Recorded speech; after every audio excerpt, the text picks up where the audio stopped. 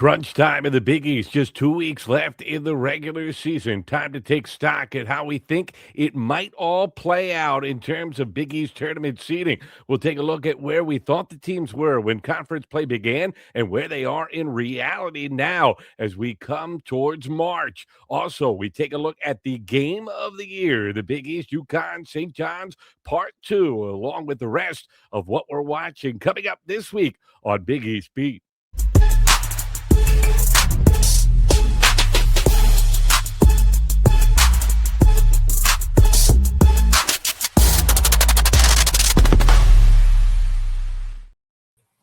Hi, everybody, and welcome to this edition of Big East Beat. We're part of the Big East Energy Network. I'm Matt Janus of the Holy Nova podcast, joined by center screen guy David White, also from Holy Nova. And on the other side, Bryan Webster from Pirate Vibes. Guys, I'm just happy to be back in the 21st century. We had a blizzard up here in the Northeast. Some trees fell. I lost electricity for days, guys. Days. Not good times. Happy to be here. If I disappear, though, in the middle of the show, that means the Pico gods have taken power back from me. That means the kidnappers have come back for Matt, and he tried to let his location be known so we could find him. Godspeed, Matt. How many inches of snow did you get? Wasn't that bad? I think it was 11 and a half, somewhere in that neighborhood. But the problem was it wasn't that bad. Well, it was, they were calling for 16 in Philly. They got 15. But the problem was that heavy snow, and there's so many trees here. I grew up in Delaware, and all the power lines under the ground up here in the Philadelphia suburbs in PA. It's all above the ground, and there's a lot more trees up here. So it's a bad combination. And we lose power a couple times a year, but not normally for this long. Not great times. I don't miss it. I don't miss it at all. The season's changing? Well, no, it's 40 degrees right now down here in Savannah. So it's chilly. It's chilly for us. No wonder you were so grumpy earlier today. I was wondering what it was. I was grumpy. Come on, for you. Come on, I'm just straight business. Well, business time of year. We're going to take stock at how did we do in terms of we looked at where the teams rank after non-conference play. So we had a couple of months of body of work for these teams. And you would think as the supposed experts, we would have had a pretty good idea how this was all going to unfold in Big East action. Well, we got some right. We got a lot wrong. We're going to take stock. We're going to take accountability. More importantly, we're going to look forward about how this will all unfold in the upcoming Big East tournament. Who's going to be seated where? First, though, want to take this opportunity to do a little bit of complaining. It is that time of year where we're kind of in the doldrums of the season. You know, the bubble teams certainly are playing to get into March Madness, but the season is long and everybody's kind of trying to grind to get into their best spot. So the rumors start to circulate, right? The hot seat carousel, coaching carousel, all that kind of stuff. Well, Jeff Goodman, the media guy that everybody has a love-hate relationship with, the Field of 68, he decided to rile up Big East Twitterdom earlier today. He had two doozies. He had the possibility of Rick Pitino going from Xavier to Providence this offseason. Now, he is a Providence alum, and obviously the Pitino family has close connections to Providence, but boy, that would really stink to see another in-conference move. It was so rare. Cooley obviously did it a few years ago. That's not something we want as a conference to be seeing with regularity. And then the real stunner, you know, there's a real possibility that this is it for Greg McDermott at Creighton. They've already named a coach in waiting in Alan Rush, but no one was expecting the rumors to start to begin of would McDermott go coach somewhere else. They decided to start him at Field of 68. They had him going potentially to Arizona State. I had not heard that. I still don't believe that. But I just want to say for the Big East, don't poach coaches from inside the conference. Please go outside the conference. There's enough coaching talent available. And then for Mac, boy, I hope you go out at Creighton, man. That's you're going to be your legacy. Go live your life, do whatever you want to do. But I hope either come back one more year at Creighton or call it a career. So you'd be, I would be okay with Pitino going to Providence, honestly. I really couldn't. I understand why Richard Pitino would do it. It's bad for the Big East, no? I don't know if it's bad for the Big East. I don't know. I get it for Pitino. I think Cooley, Providence to Georgetown, that was like you poached, and there's like, what's the real tie other than you wanted Ed Cooley? Like, at least Pitino has ties to Providence. Like, that is known. The collegiality of this conference and walking hand in hand in a football landscape as basketball schools is such an important part of this thing that we have created, the new Big East. If you start to whittle away at that, it really could cause problems. UConn is a potential problem. Eventually, they're going to look for an exit ramp. Everybody else has to be in this firmly 1,000% together. And if you start taking each other's coaches, that starts to not be the case anymore. And if that's not the case anymore, what else starts to erode? And where do we go from here? Because there are clearly a group of haves and have-nots inside this league right now in the new revenue sharing era and in the new NIL era. And I just don't think you want to open up any type of daylight between those programs in terms of the leadership of these conferences. You need those people working together. You need these relationships to be strong. And again, I understand it for Richard Pitino. I would hold no ill will against him. I'd understand why Xavier fans would be upset about it. But as a Big East guy, I wouldn't be upset about it to him personally. But the concept of it would be bad for the league. And it just feels like, the other thing is there are better candidates out there than Richard Pitino. I mean, he has had a solid first year at Xavier. It's not like he's come in and worked miracles. I just think it's not – the juice isn't worth the squeeze, to use a cliche. No, I understand why Xavier fans would be upset. I don't get it. I think it's hard to be like, a guy's going back to his alma mater. Oh, no.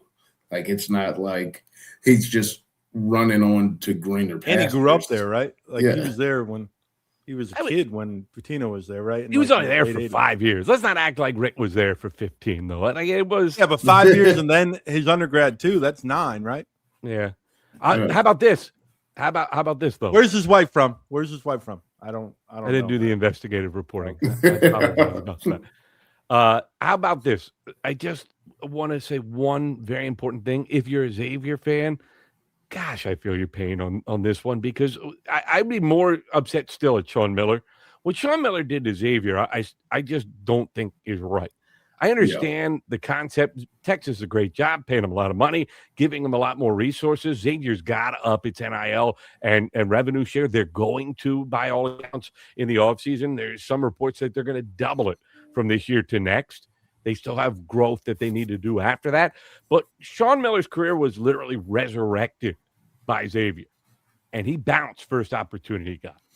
To me, he owed them a little more loyalty. He didn't have to stay forever, but he shouldn't have left at the first opportunity that was presented to him. And then for it to happen back-to-back years, if this were to come to fruition, that'd be real rough if you're a Xavier fan. And that I feel I like the Xavier fans. I really do. I just think that's an important program for the Big East. That's one that they're not going to get back to the 1 seed days that they had. But they were a tournament team last year. But they should be a perennial tournament team. Yeah. And that's the type of thing that has to happen for this iteration of the Big East to be what we think it should be in this league. No, I mean, you need of the Butler, Georgetown, Xavier, Providence tier. You need multiple of those teams to be perennial tournament teams. You left Seton Hall on that list. And Seton Hall. That was a purposeful slight at Seton Hall. No, I mean, definitely. But like you said, if Pitino were to leave Xavier, I think those fans have to be more upset at administration for not working NIL out. Like, coaches you live and die today based off of how much NIL you have, how much you can offer a guy in the portal, how much you can offer a high school kid. So, like, I understand. I mean, Miller leaving was awful, but, like, I get it that if you're going to be judged purely based off of what these guys do on the court, and you don't have money to get guys who are better on the court, your life in coaching is going to be shorter. They just beat Texas last year in the tournament under the NIL system. I get it. I get it. I hear you. I just thought he owed Xavier more because of the extenuating circumstances that surrounded Sean Miller coming back to Xavier. They're the only ones throwing him a lifeline. But I guess that's not really how college athletics work. I would like to see Xavier succeed. I will also say this. I don't believe it's going to happen because of this fact. If you're buying out Kim Miller, right? If you're buying him out, how in the world are you going to also buy out the contract of Richard Pitino 1 year into his deal at Xavier? Yeah, I mean, I think that's where it falls apart. I mean, his buyout on a 5-year contract, I assume it's at its highest after year one. So, like, if not, then the Xavier administration really needs to start to sharpen their resumes, right? Exactly. So I think that's where it falls apart is you just at some point the money runs out.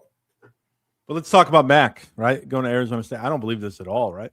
Like it cannot be true that he's going to leave Creighton. I just don't see Mac setting up Creighton to leave to go to another school. Like why set up and bring in Alan Hess? If you're just going to leave, I just don't see a coach doing that right now. I really don't. Like heir apparent. I don't see it just because I think like he's made his legacy at Creighton. It's set. Like the only reason I could see it is like, okay, you want to retire in Arizona, but like, do you want to tarnish your legacy because you go to Arizona State, have a few bad seasons? I mean, like, Bobby Hurley's been so up and down that like I don't see it. I think more down than up, by the way. I think it only hurts McDermott's legacy, and I wouldn't do that. I would assume that this is his last stop and he just rides off into the sunset. So Field of 68 has come up. We need to create some news. Just some random thing like Shaw going to Syracuse. I read that recently. I read that John Shire was coming to Seton Hall. Okay. PJ's coming back. How about that? PJ, PJ. I would love to have PJ. By the way, PJ's actually fundraising for Seton Hall for the first time in a very long time. The week of the Big East tournament. Brian Felt just announced that.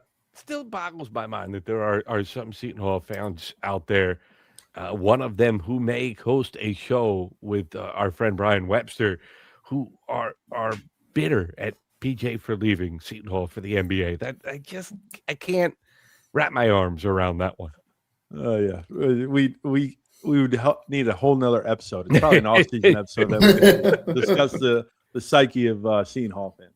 By the way, I think I called Providence coach Kim Miller. My apologies, Kim English. He's got enough problems. He doesn't need me getting his name wrong. But so that is the rumor mill. I don't like it. Don't want to see any Big East on Big East poaching. Hopefully we can avoid that. Speaking of good Big East stuff, though, if you want the best Big East apparel, you got to turn to our friends at Home Field Apparel. Let's pause and hear from our sponsor.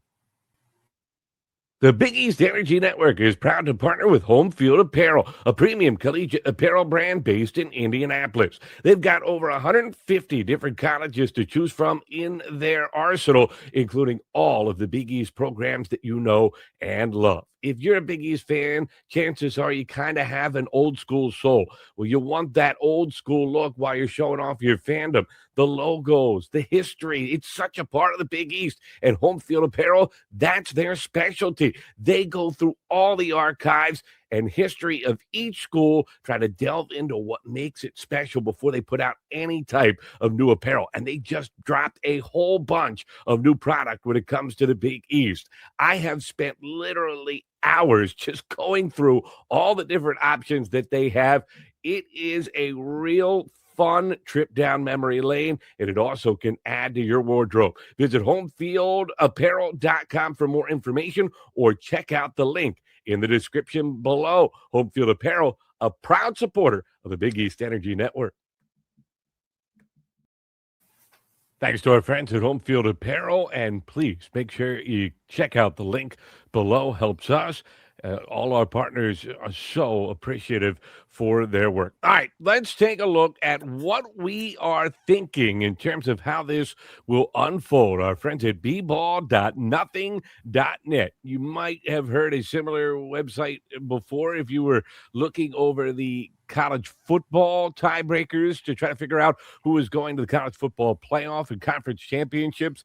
Well, they have the same thing for basketball, and Bryan has up on the screen all the different contests that lie ahead in Big East here down the stretch, and you can go to bball.nothing.net. If you go to the Big East section, you can then play out every single game the rest of the way, and it will not only then add up what the records would become based off of who wins, who loses, but it also spits out the tie-breaking scenarios depending on who you put in as the win or the loser. It's a really cool website.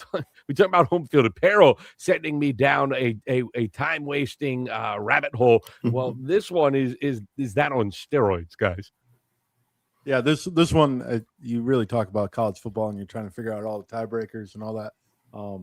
I didn't realize until this season that they have the college basketball as well. And if I learned this back in like November, like I would have wasted a ton of time, especially in November, trying to figure this out. And then when we talk about our predictions, I think my predictions might have been a little bit different. I don't know. Like when you're starting to list them and everything, and then you don't see the games, it's a little challenging. But this website definitely gets me lost. Well, let's take a look at those predictions that we made, right? We looked at them at the start of Big East play and kind of took a peek at what we thought would happen. There were the three columns. We did not reveal whose predictions were who, although we gave some hints in the episode, and we'll also... There's really only one hint. Let's be honest. There's only one dead giveaway. Like, you know who wrote the orange one. You just got to figure out the other two. I may have been a big DePaul backer, and by the way, I'm 3 games away from ending up looking pretty darn smart. Or 3 games away from ending up pretty bad the way the bottom of the Big East is. Fair. That loss to Providence the other night was not good at all. Free throws. Who would have known that they're an important... I just want to shout out you guys putting Hall above where I put him. So I appreciate that. That's the dead giveaway for me. You have quit on Seton Hall so many times this year, but I told you we could do a whole episode in the offseason about this, the mind, the thoughts, everything that goes on being a Seton Hall fan. You just don't understand. You've been spoiled with the Jay Wright era and the Raleigh era, and even Lapis. I would take Lapis compared to half of our coaches, but we can go down. We can do that in the offseason. So I thought we got in such a bad mood during the Kyle Neptune era. That was the only failed head coach they've had in the last 70 years. I think that David, do they say it like this in North Carolina? Spoiled. They don't pronounce spoiled. Spoiled. Yeah, it turns into one thing. You're getting like Earl. That's oil. It's Earl. There's no syllables in that. We're back to foreign language again, as you guys are talking about how to speak Southern. The Yankee will move on. The top 3 teams, it was not hard to figure out, right? You knew UConn, you knew St. John's, and we all seemed to think Villanova would be in that 1, 2, 3 slot. We all got Villanova right, coming in 3rd. That seems to be a lot. I've had that right all year. All year. Well, you picked them 4th. You had them 4th. Yeah. Oh, I had them 4th. You're right. Creighton. I missed Creighton. You're right. I think you had Creighton 2nd. I did. Yeah. I just want to admit when I'm wrong. I just know I had them higher than you guys. That's all I need to know. That was at the beginning of the year. But so we all, the funny thing is coming into the season, I had St. John's winning the Big East. And then I watched them play in non-conference, and I bailed fast. I bailed faster than Bryan after watching Seton Hall's offense. That's how fast I bailed on St. John's. That's about 28 seconds long. Yeah, 28 seconds per possession. That's for sure. I know. But UConn, with that loss of the regular season to St. John's, they need this game coming up this weekend against the Johnnies if they're going to have any realistic chance of a regular season championship, which is not what any of us thought at the beginning of January. Yeah, the loss to Creighton obviously was the big one. This is a must-win for UConn. I hope they win just because Seton Hall follows them up on Saturday. Maybe they want them coming on a 2-game lose streak. That's bad news for Seton Hall. But it's definitely the game. I would say this is the game of the year because it means so much more in this race. I know a couple weeks ago that was the game of the year, and I'm probably a victim of the moment, but this is definitely the most important game to decide seeding. And if UConn loses this, they are a 3 seed. Like, would you say they're a 3 seed overall? I think they'd still be up for a 2 seed. Yeah. Don't you, David? I think they're still a 2 seed. They win it. If they win out, I think they're stuck at 1 or 2. Yeah. Okay. So you guys don't see them falling off to a 3 seed unless they lost another one. I think Houston falling apart helped them a lot. Yeah. Houston losing 3 in a row was shocking. And the fact that the mock committee still had them as a 1 not that long ago, I mean, they clearly respect UConn, right? And what UConn did in non-conference portion of the season, they earned that respect. And, oh, by the way, I just watched UConn in person absolutely eviscerate Villanova over the weekend. I mean, they took the Wildcats apart limb for limb. It was the way I thought the first matchup would go up in UConn, and it was complete domination. They clogged Villanova's ball movement. They took away the pick and roll game. They made Duke Brennan non-existent. Duke Brennan, who has been consistent as any big man in the Big East this year, a double-double machine, did not score in that game until deep into the second half. Well, you think, well, in order to take Brennan away in that pick and roll and to keep him off the boards, they must have really packed it in, giving Villanova some opportunities from the perimeter. Au contraire, Wildcats made their first 2 threes. They then proceeded to miss 14 of their next 15, and almost none of them were good looks. UConn's defense was just suffocating. It was so impressive. If that's the UConn we're going to see the rest of the year, I think they're going to be just fine. Now, is that the UConn we're going to see the rest of the year? That's the million-dollar question. Yeah, I don't know. I mean, I think that's not a podcast answer. My bad. We have to say everything 100%. Definitively, UConn is back. No, I mean, it's obviously a good look for UConn that they were able to do that to Nova, especially given the first game. I think, obviously, this weekend's really going to show. If they're locked in and they pick apart St. John's, to me, that suggests, they've turned a corner on those close games. Maybe sometimes they say a loss is the best thing that can happen to you. That Creighton loss, it kind of wakes you up. It's like, oh, if we keep playing like this, we can lose to bad teams. They almost lost to Georgetown, right? Right after it. Yeah. They struggled with Georgetown. In a hideous game. Matt, I wasn't going to bring this up, but the Jack Janus, he saw his first L. And I wasn't going to bring this up. I didn't think we were going to talk about this. I wasn't prepped for this. Even though I'd love to throw shots at Villanova whenever I can with you two on here. But I don't think the defense has ever been a problem, though. Like, they've been a top 20 defense for Ken Pom all season. They really have been a solid defense. It's been the offensive side. Except for the Creighton game. They got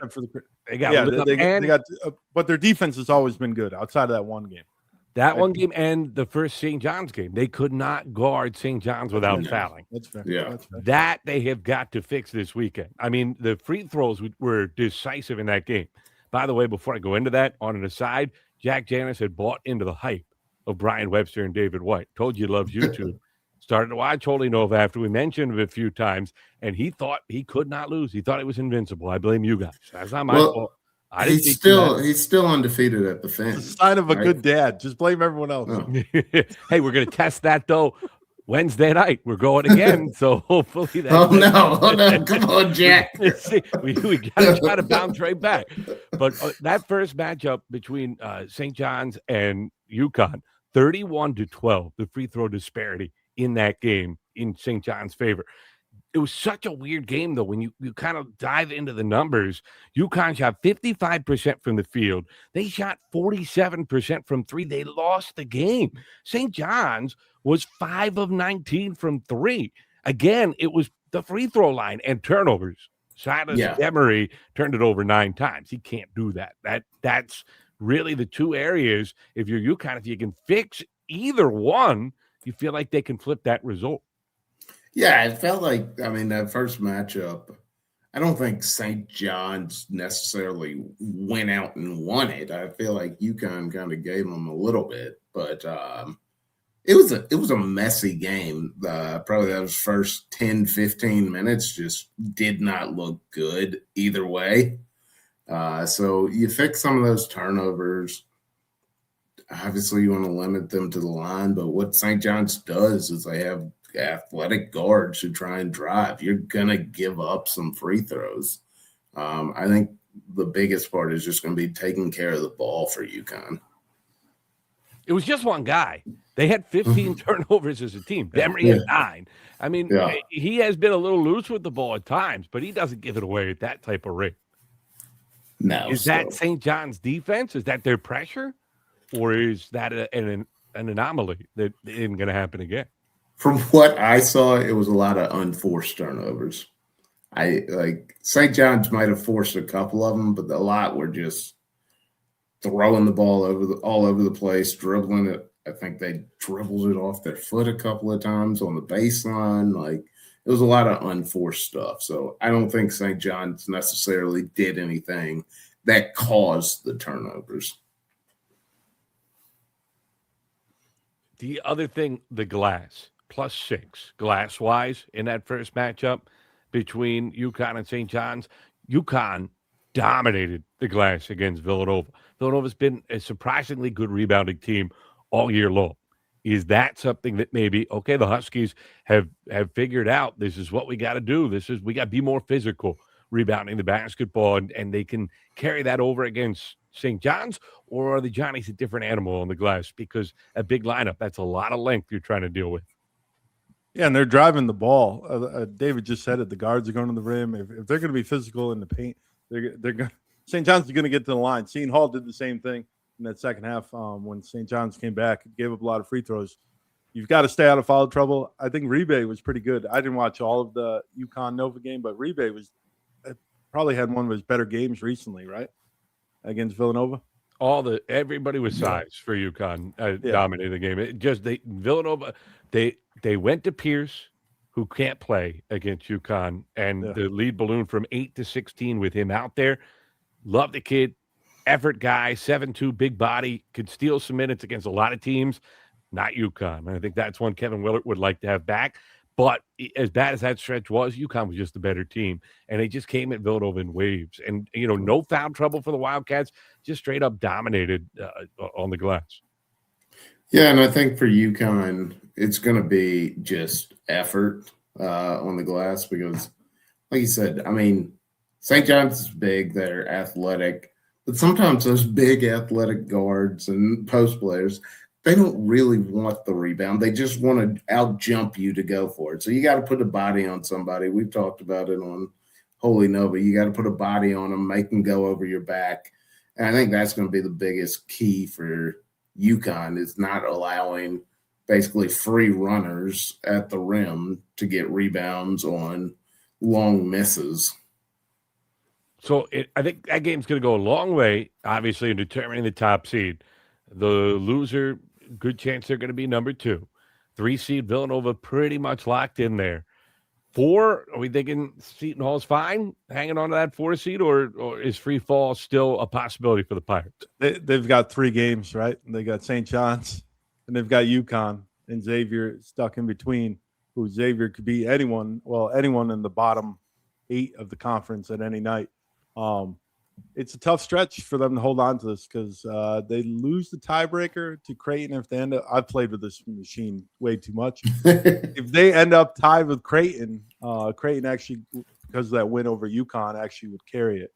Unless they, obviously, if they beat UConn and lose to Xavier, like we could play all those scenarios. But what's the tiebreaker? Should be the head-to-head in a round robin. Is it head-to-head or is it? It's head-to-head first, and then it's your best, the highest team. Yeah. So UConn, St. John's. If we both went 0-2 against St. John's, then it would go to UConn, and then it would go to Villanova and all that. and then your winning percentage. You can play this out. We can go through these games here, and we can do it if you want. They've got an uphill battle. We knew that. It's funny because when we looked at the schedule before the season, we're like, whatever. It won't be important. It'd be like, hopefully we're at 14, 15 wins. Now these games are must wins, and it's just unreal. Like I actually remember looking at the schedule, and I'm like, oh, St. John's and UConn at the end. Okay, whatever. By that time, the season should be decided. And now it's like it's not decided because I really think Seton Hall is the only hope for the Big East to get 4. They're obviously outside of winning the tournament. Yeah, I think they got to get both though. Now I think they've played themselves into that, or go to the Big East championship game. I really do. Well, the thing with the first 4 in and as long as there's no bid stealers, which we know there's going to be, all the other teams are bad too. Like they're losing games too. I know Lenardi's not the perfect example, but he puts out the first 4, last 4. And then he highlights them red and blue and all this. And all I see is red around, and Seton Hall won It was the ugliest game ever. But I'm like, hey, we're moving up. And then we moved up. Instead of being the 3rd team in the next 4 out, we're the 2nd team in the next 4 out. So it wasn't, but everyone else lost. So the metrics confused me, whatever. But we got to take at least one. Can we agree on that? Like they have to take one. They have no chance. I don't think they will be in the conversation if they don't take one. I really think they got to get both. I just so which one do you think they're more likely to? I'm gonna ask a non-Seton Hall people. You're gonna say 0. I get that. Okay, if you had to choose one, gun to your head, which one are you choosing? Are they beating UConn at UConn or St. John's at home? David, I'll let you go first. I'll go St. John's just because it's at home. I'll give you a little bit for being on your home floor. I don't love either one of them. If we're being honest, we played them both close. So. I think you match up better with St. John's. I think it kind of depends how these next 2 games play out, though, for St. John's. They have a tough closing schedule. I mean, they have to play UConn, Villanova, and then Seton Hall. So, I mean, that if they take those first 2, I could definitely see Seton Hall stealing that game. If they lose one or both, no, I do not see Seton Hall taking that game at that point. That would be the worst case scenario, it would seem to me, for Seton Hall. So you turned me into a Johnny's fan. Yeah. That's like the worst thing possible for me. The UConn, again, I just think UConn showed me the team we all thought they were going to be. Now, can they do it back-to-back games? If they do, I don't think that's a letdown spot. I think look out. UConn steamrolls through the Garden. Yeah. How about Villanova? How do they end up? They are home to Butler, which is going to be the Jack Janus tiebreaker. See if that's it, right? They go on the road to St. John's. Xavier. Then on the road to DePaul. And then home with Xavier. Keep forgetting that DePaul game exists. Yeah, that is because I put that out of my mind. I'm such a DePaul guy this year. I'm an honorary member of the DePaul. I don't both your teams are playing. Match up with the family. Yeah, it's so good for me this year. Especially considering how much I've been running my mouth. Let's get back to okay. So that's kind of where we think that plays out. Creighton then is right there. And by the way, Casey did so much complaining about the officials. The first matchup, our Casey from the Roll Jays podcast, first matchup between Seton Hall and Creighton. I forget Seton Hall actually won that game. He has convinced me that was an official's. You need to stop listening to Roll Jays. I really, when David asked what the tiebreaker was, I was like, well, Creighton swept them. So obviously it's head to head. I forgot that Seton Hall won that first game and it was a split. Yeah, I really wanted to say, guys, I'm not that dumb that I can't figure out that head-to-head is the first tiebreaker. Well, we've said dumber things on Big East Beat, myself at the top of the list for sure. Do we think we don't think there's any chance DePaul 2 games back can catch Creighton, correct? Even though they do play. Remind me again who won that first matchup. The first matchup between DePaul and Creighton? Yeah, DePaul and Creighton. It was Creighton, wasn't it? I thought that was a close Creighton win. Yeah. But now I'm going back to double check because you've got me doubting myself. Yeah, No, Creighton DePaul won. beat him 72-71. That was the Yeah. crazy ending game. So with they the free could, beer. right? Like because Creighton already lost to Providence. If DePaul catches them, and Creighton's the toughest team I think in the conference to like judge which Creighton you're going to get, because sometimes they look really good and then other times they're getting blown out. At least with Seton Hall, I could say they really haven't been blown out. Like Creighton, like sometimes when it's ugly, it's ugly. Like McDermott already has a home in Tempe. Like it's really bad. And then like to play Butler, like, and I know you guys laugh at me, but I think Butler's still a tough out for a team like Creighton. I really do. I know Casey hates Butler, but like if Bizjack and Jai are ready to go, Butler could beat anyone in the conference. I really do believe that. If they're on, they have to be on. They're not deep enough to really take on the big guys, but anyone else outside of the top three, Butler can beat them if those two guys are on. And then Creighton finishes, and Creighton's done after the fourth. So, but DePaul's got to go. I could see DePaul. DePaul. Hold on, hear this. DePaul's got to go to Creighton, to Marquette, home against Villanova, home against Butler. So, I mean, they should get the Marquette game, but it's on the road. At Creighton, we'll see. Hard to beat a team twice. They would obviously have to get that. But then you still probably have to win at least one of those two against Butler and Villanova to get in front of Creighton. I think that's too big an ask. And the only reason I bring it up is because you know I've been on this train from the start.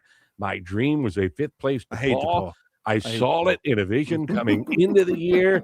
I spoke it. DePaul. I believe one person called me insane on a spaces that we had preseason. Another fan said that whatever he's smoking, I'd like to get some of it. I've been taking a lot of grief for that. Even Casey, who's the nicest Midwestern guy in the world, he's got Midwestern and Southern roots. I mean, you can't get nicer than that. And he said, I think you might be a little crazy on that front. Those may or may not have been my burner accounts. I'm just letting you know because I hate DePaul. After sweeping Seton Hall, like I can't stand DePaul because honestly, that was the bubble burst. DePaul is tough. They're tough, man. They're just a physically tough team, and if their offense is just good enough, they can beat anyone. You can say that with every single team here. Their offense hasn't been that as often as I thought it would. That's the problem with DePaul. You follow that up with that loss this past weekend where, I mean, you got yourself to the free throw line, too, and you can't convert at the foul line, and you lose that game. Just bad job. Wait, are you talking about Seton Hall or are you talking about DePaul? Because they both sound about the same right there. No, I was saying that DePaul had their opportunity to lose that game at home to Providence. That's just a sin if you're DePaul. And a realistic chance of finishing fifth would have been in the driver's seat. Total control of a 6 seed, which is a big deal for DePaul in the Big East tournament. And now you're in that muddled mess, and you got to deal with Butler, who's right there nipping at your heels, a half game behind. Xavier's a game back. So you're not even a lock to finish in that top six that you had yourself in position to solidify. Yeah. Let's sort this out then. Let's just vote, right? And we'll see where it goes because it is a muddle mess. Like after the top three, it's a muddle mess. What's the standing? DePaul can get up to 9 wins, right? Technically, they could finish in third, which is the craziest thing. If Seton Hall loses out, which is realistic, DePaul can get 10 wins. If they win their last 4 games, they're 10-10. Oh, 10-10. I'm sorry. I'm sorry. Like they could pass out to Seton Hall at the same time.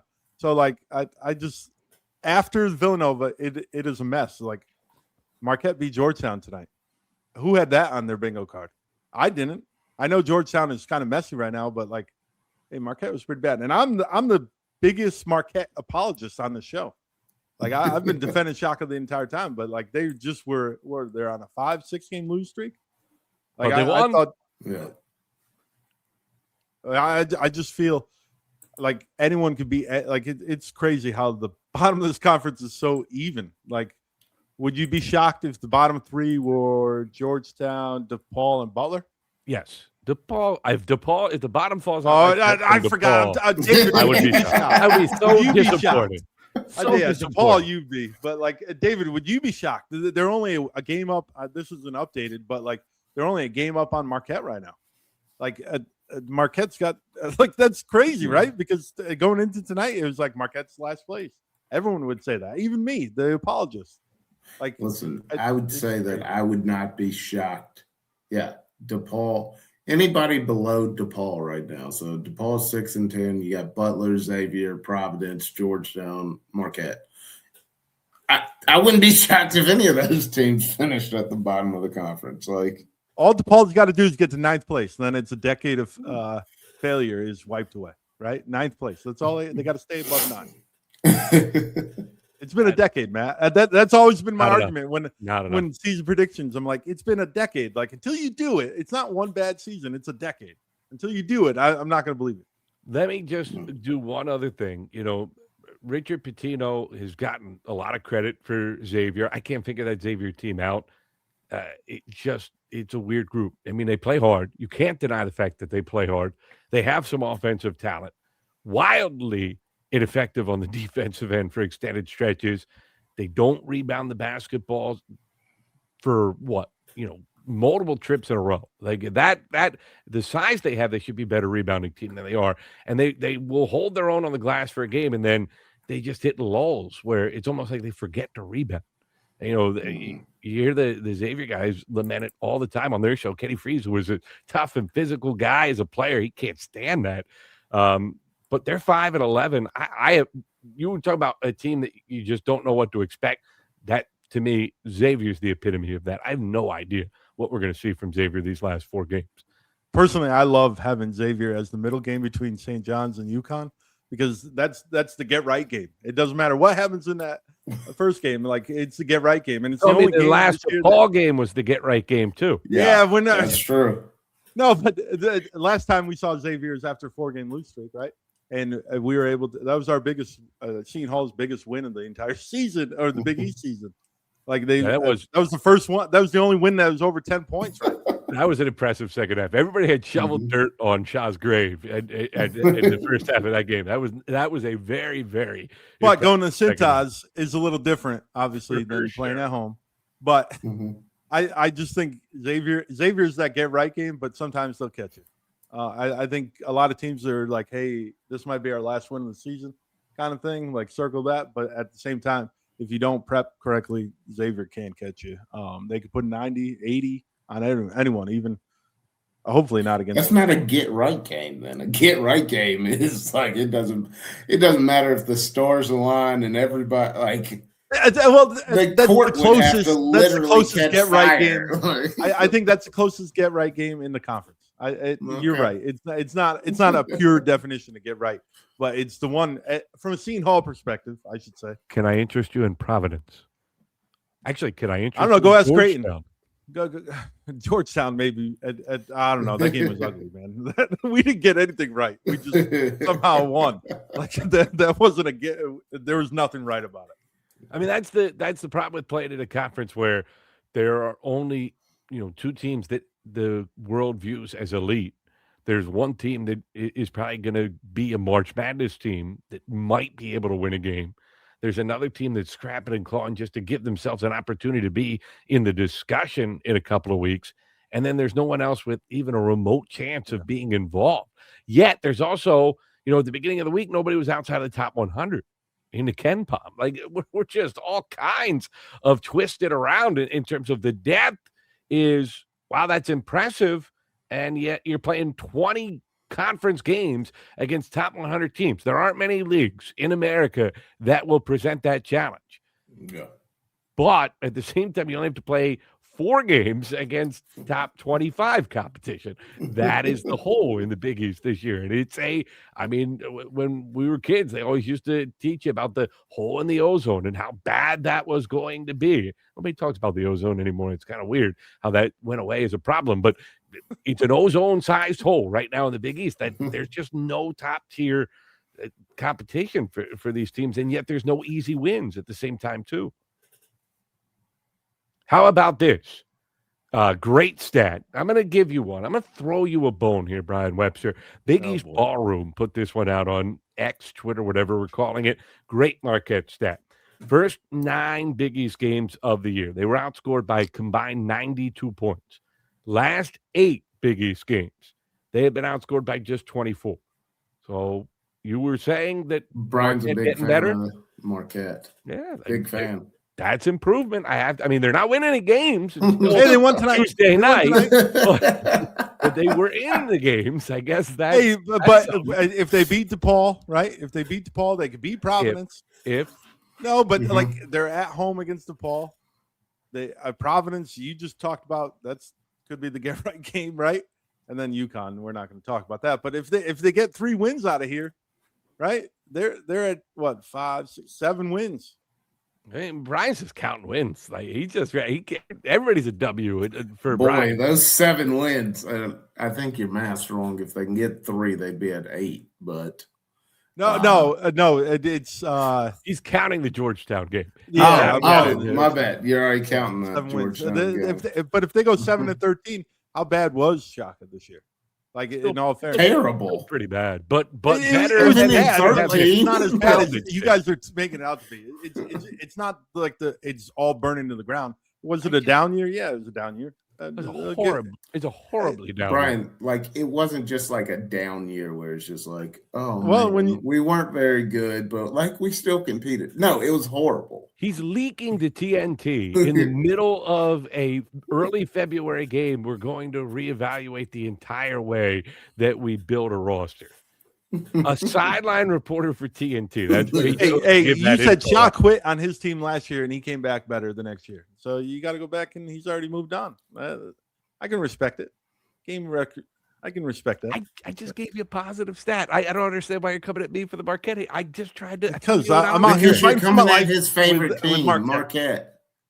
He's a big Shaka fan. And I think Shaka's done a great job this year, honestly. Havoc defense. No, I Havoc. Whatever. Havoc, wreaking havoc on the Big East standings with those 5 wins. That's what it is. 10 and 18. Why don't we talk about Butler?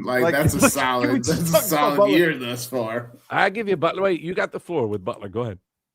Well, I just said because I called them useless last week. That's all. I was just trying to change the subject. We were talking about Butler. That's why I wasn't in a hurry to talk about Butler. I think that they are in the final days of that battle. We will see how that ends up unfolding. You're not wrong. There is some talent there, but it's wildly inconsistent talent. When on their best day, though, you don't want to see them. Yeah, you definitely don't. I think that with Providence too. If they're clicking on offense, they're tough, man. At home, they're tough. At home, that's fair. That's fair. Casey Matthews, great one on our Slack today. And Casey's getting a lot of love here on Big East Beat today. This will be a test to see whether he's tuned into this episode. But leave a comment below. He had the Providence Georgetown game. Those are always so important. Who would have thought that it could be potentially to avoid last place in the Big East regular season standings? Yeah, if you told me at the beginning of the season that was going to determine last place, I would have thought you were drunk. But Matt, I thought you were drunk that DePaul was going to not be in the bottom 2. So I guess I just have bad. How come I'm the only one that ever gets accused of that? What is it about me? Do I slur my speech? Well, I want to clarify that the drunk or high comment came when you said that the UConn women were all right. That was we don't need to 2 conference games. I was challenged to make a bold statement. They're going undefeated. Can't say that wasn't bold. You can say that wasn't bold. It's as much on T as it is on me. I'm throwing T out of the bus on that one. Write a clear email. All right. So do we think Providence or Georgetown will win that game? KJ Lewis went down, by the way, on Tuesday night. Don't know the extent of the injury, but people said it didn't look great. We were preparing for the show by that point, but I don't know if that changes things the way Georgetown's playing right now, struggling with or without him. Certainly doesn't help if he's not going to be there.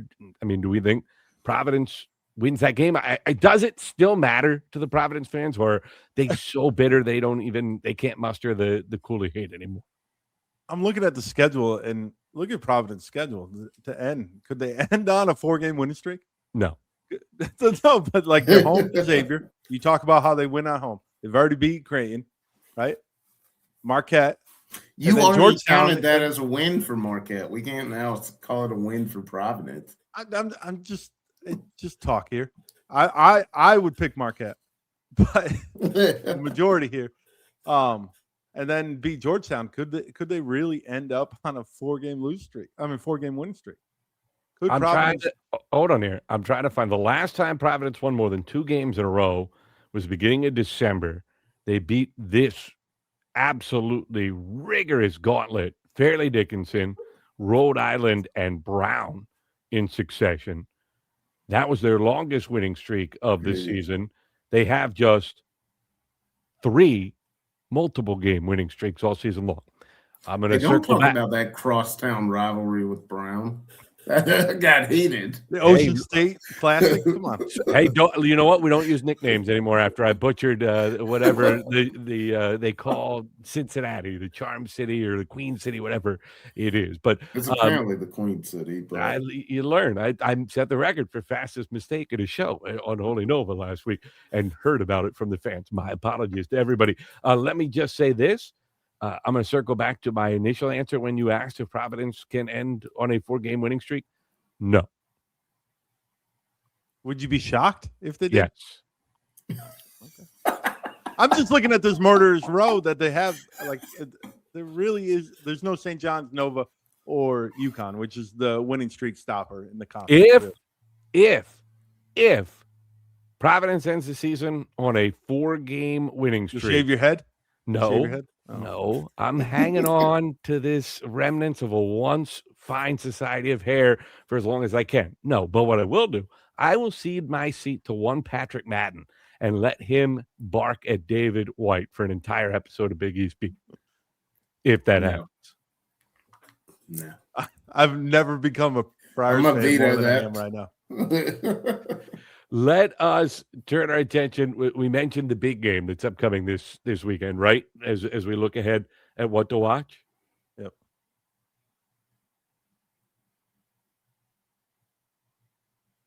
St. John's, UConn is the big one, but we also have Seton Hall, UConn, and Villanova, St. John's. Big week. I mean, the top 4 teams are all playing each other in a conference. We mentioned, that top tier depth isn't there.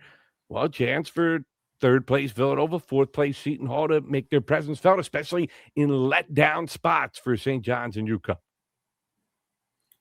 Yeah, I mean, they're going to be focused on each other. That's just the nature of playing for the number 1 seed in the Big East tournament. So I don't think Seton Hall is going to get UConn at home, but I'm sorry, Brian, that was a shot.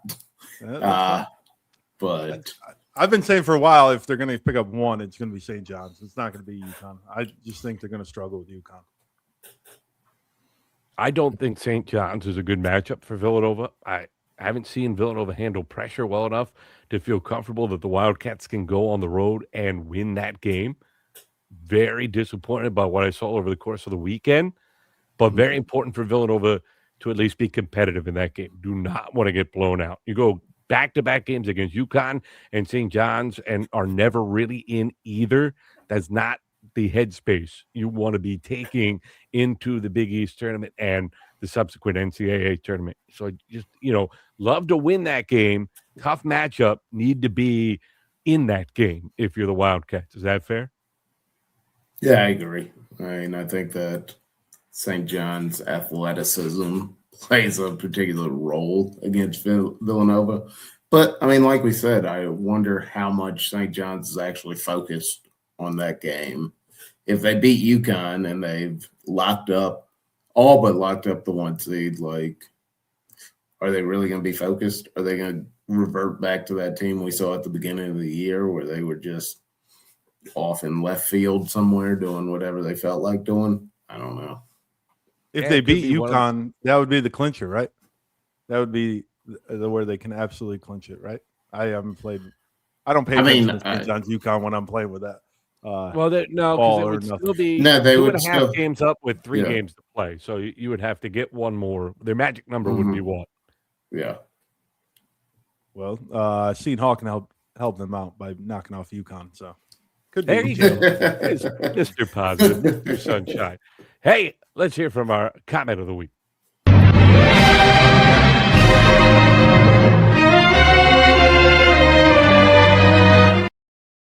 Comment of the week. Two gentlemen that I share a stage with got onto this chain of the comment, talking about Duncan Powell's suspension by the Big East plus the one additional game. Matt says, agreed. David tried to suspend him for the rest of the season too. Too harsh. Try to kick him out. And David had to disagree. You guys, we have an hour, sometimes plus, every week. You guys get an episode of Holy Nova to argue. Do we really have to dive into these comments and ruin Mr. Drumming's take on this? Well, I'm sorry here, Mr. Drummings. It wasn't an additional game from Providence. It was a game because he got ejected and he automatically gets a 1-game suspension. Providence did absolutely nothing. Queen City, Charm City, who cares? That's my biggest issue is Providence did absolutely nothing in this situation. They allowed him to put out a statement. They didn't even apologize to wasn't the best statement. I would agree. Yeah. Like, what did Providence do after this that says anything about this? Just honestly, it's not a basketball play. If Providence came down and was like, yeah, we're going to suspend him for 1 game, okay, at least you would have done something. Outside of Kim English saying, oh, yeah, that's not what we do. They didn't do anything to this kid. See, Mr. The Big East had to step in. He's trying to banish him again, Mr. Drummings. That's the kind of guy David White is. That right there. Well, thumbs up. I love that it's David Mr. White. Drummings. No second chance White. Hey, I love give him a second chance. Mr. Drummings. I love that the name is Mr. Drummings for this one, going back and forth between the two of you, and you guys have to refer to him as Mr. Drummings. It is a very good YouTube handle, no doubt about it. And we hope that you leave us more comments. Please, everybody, get involved in the show. Tell David just to lighten up, be a little bit nicer. Tell Brian, stop the pipe dream. It ain't happening, guy. But, is what it is. How about one thing that we do value from David, his pondering thought? Okay, this caused a lot of argument. And I had to bring a prop this week. What would you call this? How would you describe this hat? Trucker hat. You call it a trucker hat, Matt? What did you say? Baseball hat. I would accept either one of those. We were out somewhere, and Allison looked over, and a guy was wearing a hat like this, and she called it a ball cap. And I was just like, are you 97 years old? Like, I normally ask you a ball cap. Like, who would call it a ball cap? I was shocked because I was like, that's a baseball hat. And then I said, I would even accept trucker hat because of the netting, but a ball cap? Allison, I normally try to be on your side, but that I don't even know if 97 is. Yeah, that was 115, the age demographic right there. Did she watch Ty Cobb play back in the day? Yeah, that's somebody who was there for the shot heard around the world. Like, they got their ball caps on out there. Like, I was like, who would say that? I don't understand. Oh, so I had to bring it here because please, in the comments, let me know if you have ever described a hat as a ball cap, because I need to know who you are, where you're from, and why you're wrong on calling this a ball cap. Was she insinuating the other guy wearing this quote-unquote ball cap was maybe covering up a lack of lettuce up top? Is that, why were you guys talking about somebody else's ball cap? No, I think she just liked the design on the hat, and she was like, I like that guy's ball cap. And I was like, what are you talking about right now? What are we doing in here? Oh, guys. Dude. Oh, my goodness. Salutations to the gentleman in the ball cap. You're trying to think of like a 19th century coin of term that you would use. And that is certainly where her vocabulary came from there. Ball cap. That's wild. that she was on the Oregon Trail getting dysentery from the water, talking about ball caps. Tried to throw it across it. Yeah. Were you guys? No, wait a minute. Hold on, David. You're younger. Were you Oregon Trail on the black and white version or the color version that came around later? By the time, I mean, I spanned both. Originally the black and white, but by the time was it black and white or black and green? Black and green. That's fair. Black that's and green. Yeah, black and green. The Macintosh was always green. That's fair. I was like, black and white. That might be before my time, Matt. Yeah, so black and green, and then like the covered wagon turned like pink. Guys, something. Not to get on a soapbox, you would put the RAND screen back up, but that's what they taught us in computer class, to play with Oregon Trail. Like, I mean, we're about to move into a society where computers run the world through AI, and they taught us how to play Oregon Trail. That is what we learned. We spent, 6 months learning cursive when the only letters I need to know are how to sign my name. And then we spent all They don't teach cursive anymore, though. So they've adapted. But in fairness, there's a whole generation of adults now who know what dysentery is, thanks to the Oregon Trail. You were talking about not being ahead of the curve in terms of what was important and what was not important. Sticking with that cursive thing. Computer class, I mean, you could learn how to type. You could learn all these things at that age. Just let them play. When you remember, like, the SAT was the only time I had to know cursive because they made me write that freaking paragraph in cursive. That was probably the hardest part of the dang SAT was, hold on, let me remember how to do this. That's how you probably, what was your SAT worth 2,400 points? No, I was still 1,600. What is this cursive part? Bryan, was that on your test? I don't remember the cursive part. I remember writing. You don't remember the paragraph? It was basically like I haven't. You had to write a paragraph, but I don't remember the cursive. And like I don't you remember had to write it in cursive.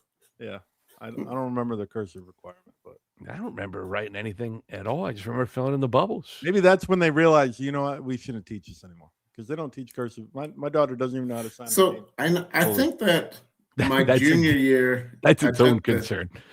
My junior year, I took the 1,600 SAT, and my senior year was 2,400 or what. Yeah, so you're like the in between generation. Yeah, this is the part where it's a real SAT. All right. This is the part where David tells us his score seamlessly. I have no idea what I got on the SAT. I have absolutely no idea. I couldn't tell you, gun to my head, what I got. I don't know. And on that note, that'll do it for this edition of Big East Beat. Hey, guess what? Next week we are back. We're going to preview the Big East Women's Tournament. Can't believe we have reached the end of the season already, guys. It happened that fast. Too fast. I know. This is way too fast. College basketball goes way too fast, and then we're going to hit the portal and all that. Honestly, seems like that takes longer than anything else. And honestly, I can't believe we're headed to the Big East Women's Tournament with UConn having 2 Big East losses. For David White, a Holy Nova podcast. Bryan Webster from Pirate Vibes. I'm Matt Janus. Thanks to our friends at Home Field Apparel and to you for tuning in. We will talk to you for our Big East Women's Basketball preview next week on Big East Beat.